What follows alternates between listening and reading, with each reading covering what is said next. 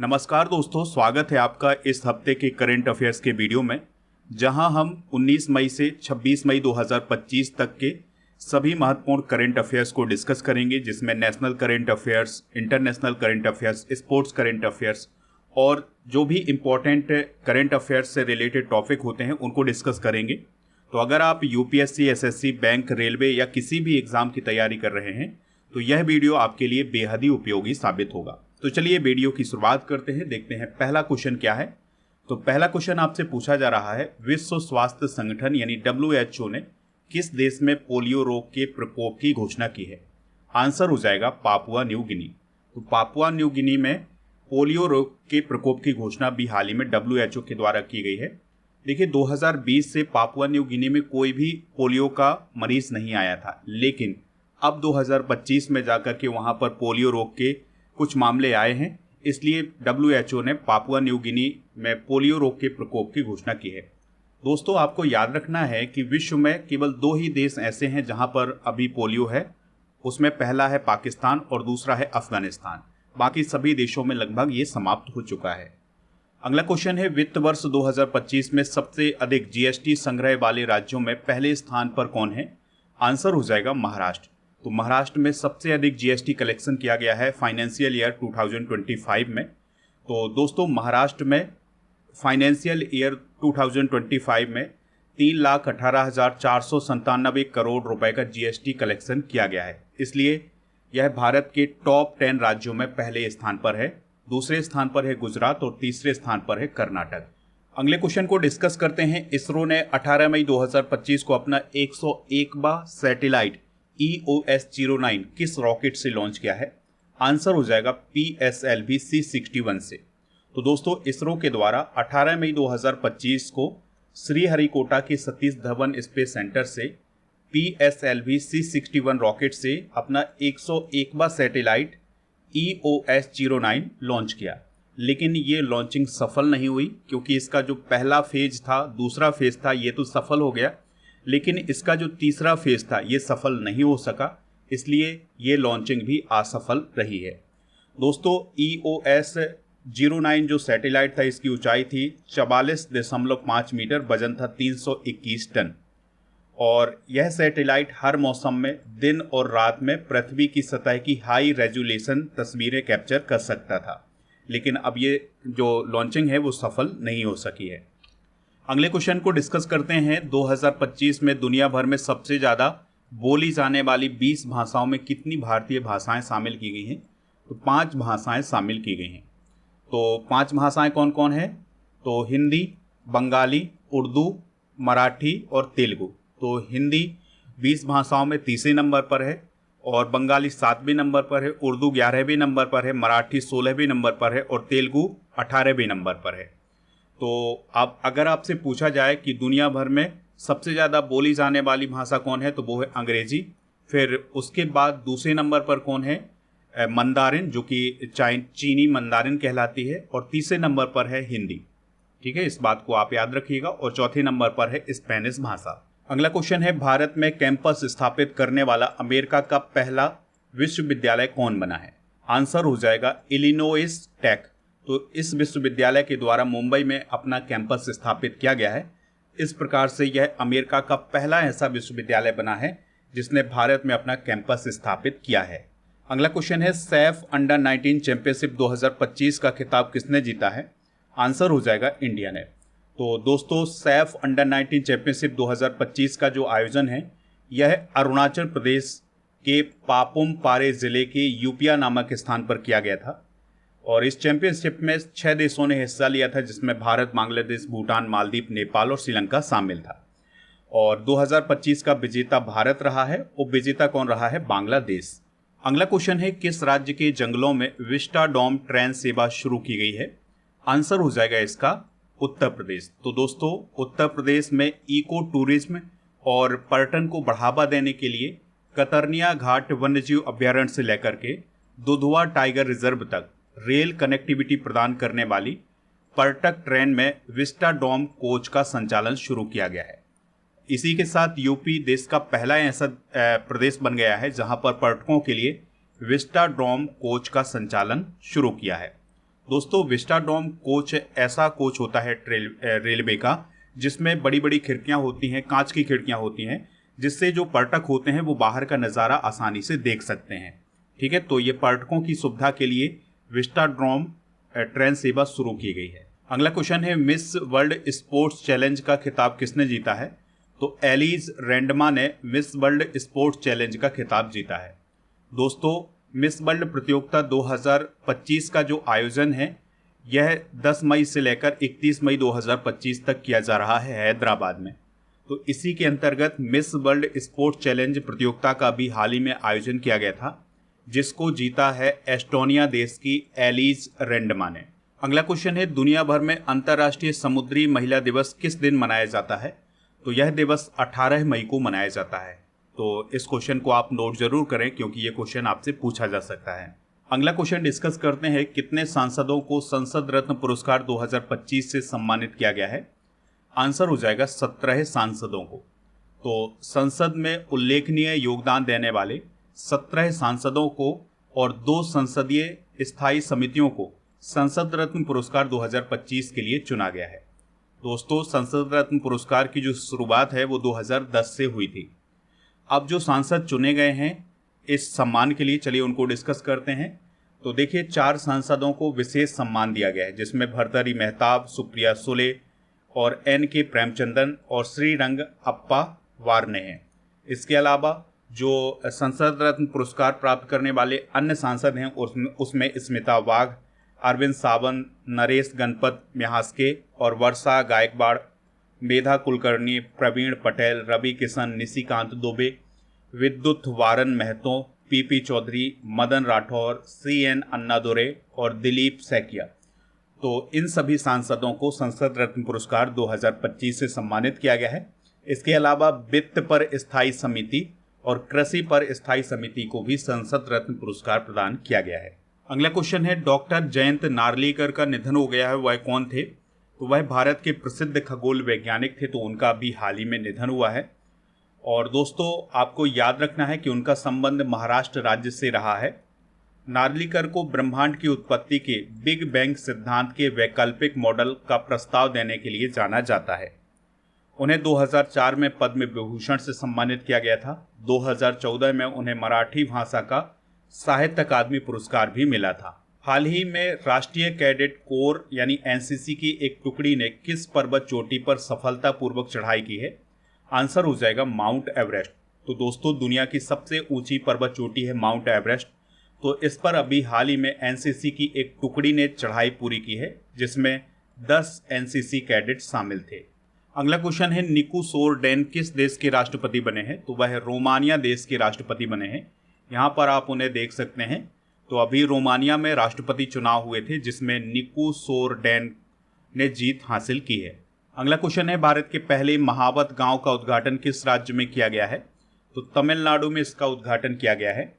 तो महावत क्या होता है इसको समझ लेते हैं। तो महावत एक ऐसा व्यक्ति होता है जो हाथियों की देखभाल करता है, उन्हें प्रशिक्षण देता है और उनकी सवारी करता है।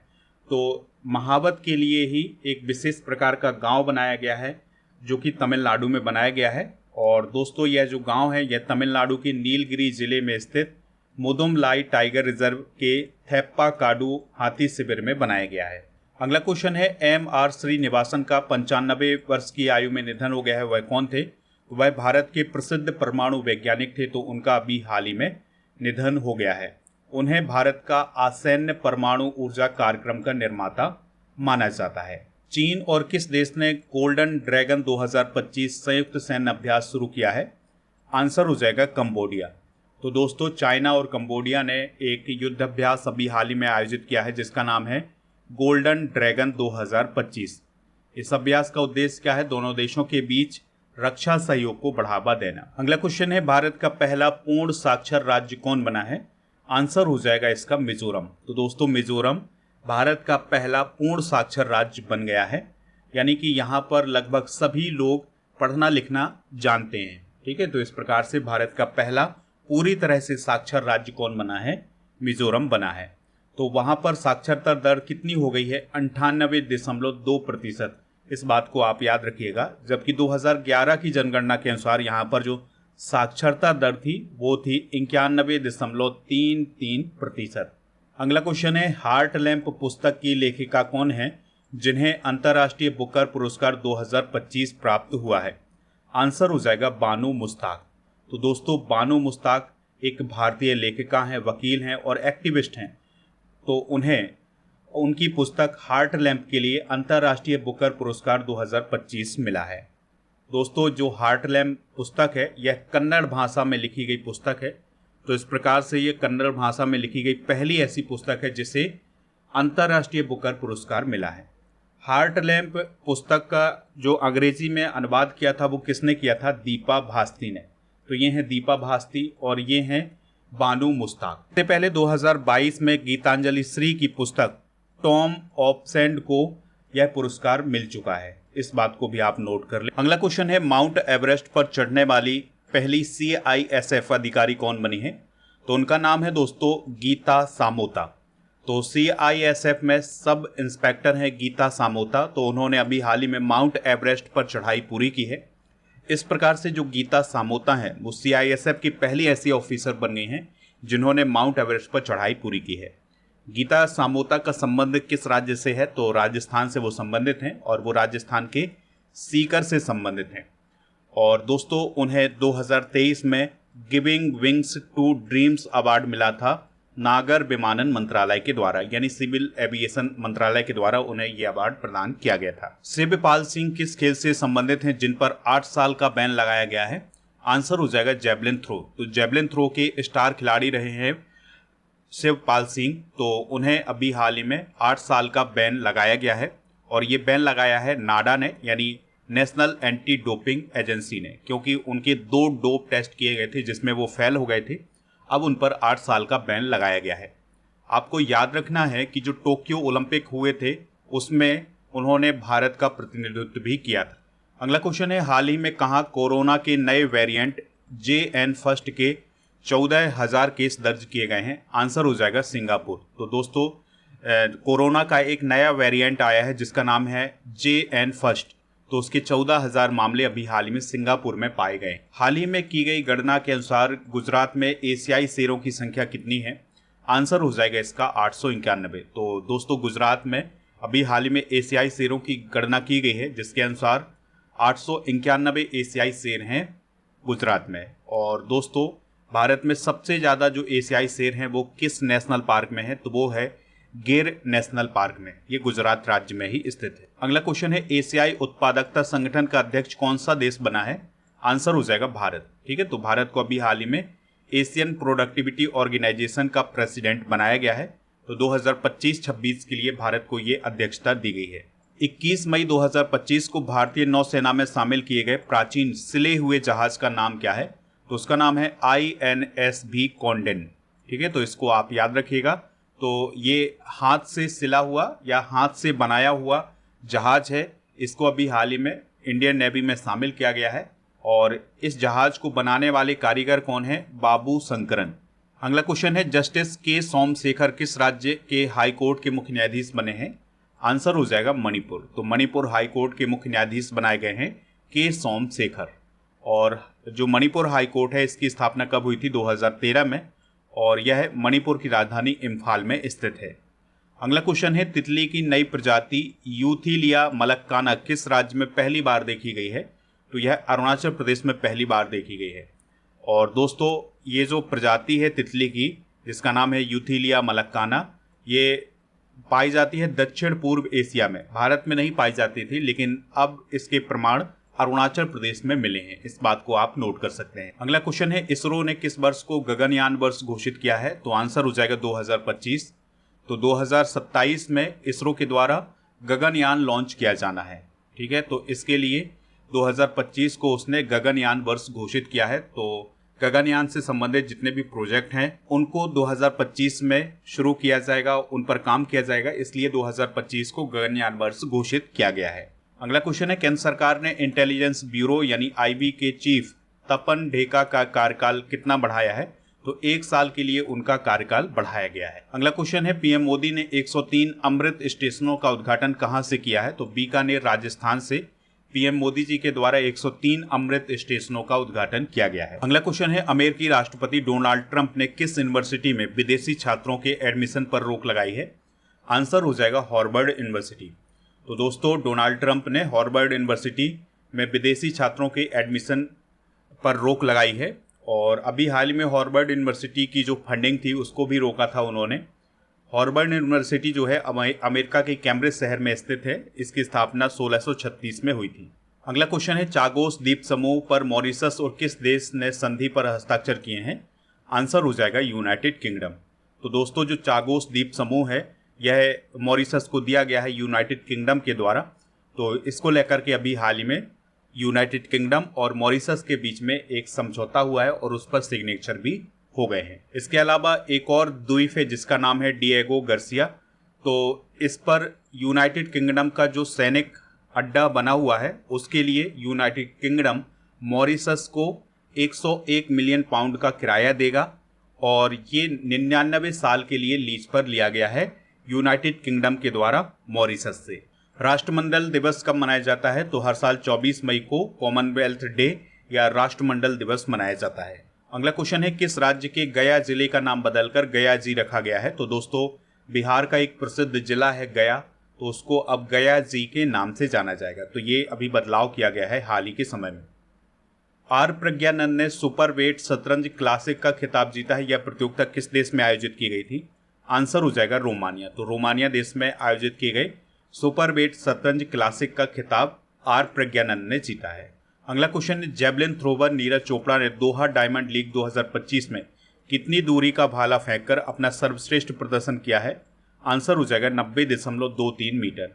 तो ये उनका अब तक का सर्वश्रेष्ठ प्रदर्शन है और दोहा डायमंड लीग 2025 में उन्होंने सिल्वर मेडल जीता है। इस बात को भी आप याद रखिएगा। दोस्तों, एशिया में अब तक 3 ऐसे जेवलिन थ्रोवर हैं जिन्होंने 90 मीटर से ज़्यादा का भाला फेंका है। तो पहले हैं अरशद नदीम जिन्होंने 92.97 मीटर का भाला फेंका है पेरिस ओलंपिक 2024 के अंदर। दूसरे हैं चीनी ताइपे के चाओ सुन चेंग और तीसरे बने हैं नीरज चोपड़ा जिन्होंने 90.23 मीटर का भाला फेंका है। अगला क्वेश्चन है, किस देश में लासा बुखार के प्रकोप से 138 लोगों की मौत हो गई है? आंसर हो जाएगा इसका नाइजीरिया। तो नाइजीरिया देश में अभी हाल ही में लासा बुखार का प्रकोप था जिसके कारण वहां पर लगभग 138 लोगों की मौत हो गई है। नाइजीरिया की बात करें तो यह अफ्रीका महाद्वीप में स्थित है और अबुजा इसकी कैपिटल है। बोला टिनुबू यहाँ के राष्ट्रपति हैं और करेंसी है नाइरा। अगला क्वेश्चन है, सिरुई लिली महोत्सव किस राज्य में मनाया गया है? तो दोस्तों, यह महोत्सव मणिपुर राज्य में मनाया जाता है। तो सिरुई लिली महोत्सव मणिपुर में मनाया जाने वाला एक वार्षिक सांस्कृतिक कार्यक्रम है जिसकी शुरुआत 2017 से हुई थी। तो जो सिरुई लिली नामक एक फूल होता है उसके संरक्षण के लिए और लोगों में जागरूकता बढ़ाने के लिए यह उत्सव मनाया जाता है। जो सिरुई लिली फूल है यह खासकर मणिपुर में पाया जाता है। इस बात को भी आप याद रखिएगा। अगला क्वेश्चन है, पहले खेलो इंडिया बीच गेम्स 2025 की मेजबानी कौन कर रहा है? तो आंसर हो जाएगा दादरा और नगर हवेली और दमन और द्वीप।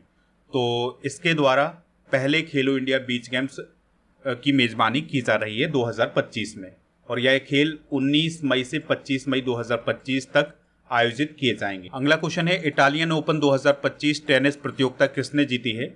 आंसर हो जाएगा कार्लोस अल्कराज ने। तो स्पेन के कार्लोस अल्कराज ने इटालियन ओपन 2025 में पुरुष एकल का खिताब जीता है जबकि महिला एकल का खिताब जीता है जैस्मीन पाउलिनी ने जो कि इटली की हैं। और कार्लोस अल्कराज किस देश के हैं? स्पेन देश के। और इटालियन ओपन की शुरुआत कब हुई थी? 1930 में। इस बात को भी आप नोट कर लें। अगला क्वेश्चन है, किस देश के सर्जनों ने पहला मानव मूत्राशय यानी ब्लैडर प्रत्यारोपण किया है? आंसर हो जाएगा अमेरिका। अगला क्वेश्चन है, कामिल इदरीस किस देश के अंतरिम प्रधानमंत्री नियुक्त किए गए हैं? आंसर हो जाएगा इसका सूडान। तो सूडान देश में दोस्तों 2023 से सिविल वॉर चल रहा है। ठीक है, तो अभी तक वहां पर कोई भी प्रधानमंत्री नहीं था। अब वहां के अंतरिम प्रधानमंत्री बनाए गए हैं कामिल इदरीस। यहां पर आप उन्हें देख भी सकते हैं। सूडान की अगर हम बात करें तो सूडान अफ्रीका कॉन्टिनेंट में स्थित है और इसकी कैपिटल है खार्तूम। सूडानी पाउंड यहाँ की करेंसी है और अंतरिम प्रधानमंत्री अभी हमने डिस्कस ही किया है कामिल इदरीस हैं। और सूडान देश से एक नया देश बना था 2011 में जिसका नाम था साउथ सूडान। अगला क्वेश्चन है, किस देश में भगवान हनुमान जी की 16 फीट ऊंची प्रतिमा स्थापित की गई है?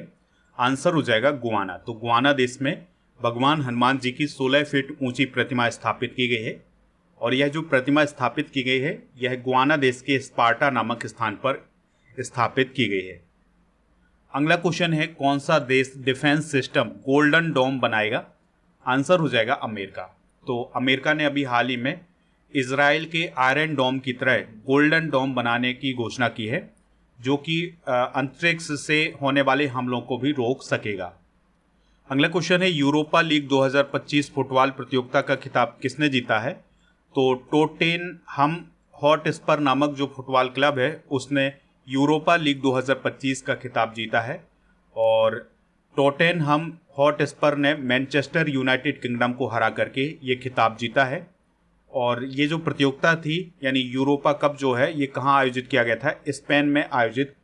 अगला क्वेश्चन है, किस राज्य की सांगरी यानी खेजड़ी की फली को जीआई टैग मिला है? आंसर हो जाएगा राजस्थान। तो राजस्थान में जो सांगरी या खेजड़ी की फली होती है उसको अभी हाल ही में जीआई टैग प्रदान किया गया है। और दोस्तों, जीआई टैग कितने साल के लिए प्रदान किया जाता है इस बात को आप याद रखिएगा, ये 10 साल के लिए प्रदान किया जाता है। अगला क्वेश्चन है, हाल ही में कहाँ 12 साल बाद पुष्कर कुंभ का आयोजन किया गया है? तो चमोली डिस्ट्रिक्ट में अभी हाल ही में 12 साल बाद पुष्कर कुंभ का आयोजन किया गया है, जो कि उत्तराखंड राज्य में स्थित है। तो अलकनंदा और सरस्वती नदी के संगम पर यह आयोजन किया गया है और यह आयोजन तब किया जाता है जब बृहस्पति मिथुन राशि में प्रवेश करते हैं। दोस्तों, आज आपके लिए क्वेश्चन है, भारत का पहला पूर्ण साक्षर राज्य कौन बना है? जो भी इसका राइट आंसर हो कमेंट बॉक्स में आप हमें ज़रूर बताएं। स्टडी करके ऐप को इंस्टॉल कर लें, इसका लिंक डिस्क्रिप्शन बॉक्स में दिया गया है। तो यहाँ पर आपको paid course, e book, test series, daily current affairs की PDF, क्लास नोट और कोर्स एंड PDF वाला ऑप्शन मिल जाएगा। तो जो कोर्स एंड PDF वाला ऑप्शन है यहाँ पर आपको राजा गुप्ता सर का जो अर्जुन GS फाउंडेशन बैच है ये मिल जाएगा, जिसमें अगर आपको इस कोर्स को ज्वाइन करना है तो उसके लिए कूपन कोड यूज करें अर्जुन 400, तो आपको छूट मिल जाएगी। इस कोर्स से संबंधित जानकारी के लिए आप इस नंबर पर भी संपर्क कर सकते हैं। टेलीग्राम चैनल को ज्वाइन कर लें जिसका नाम है स्टडी कर ऑफिशियल, और आप हमारे व्हाट्सएप चैनल और इंस्टाग्राम पेज को भी फॉलो कर सकते हैं। और ऐप पर टेस्ट पास वाले ऑप्शन पर जाकर के डेली करेंट अफेयर्स का टेस्ट दे सकते हैं और ऐप पर आप ई बुक वाले सेक्शन पर जाकर के ये सभी ई बुक प्राप्त कर सकते हैं। इसके अलावा ई बुक वाले सेक्शन पर आपको monthly current affairs, yearly current affairs, half yearly current affairs की ई बुक मिल जाएंगी, हिंदी इंग्लिश दोनों मीडियम में।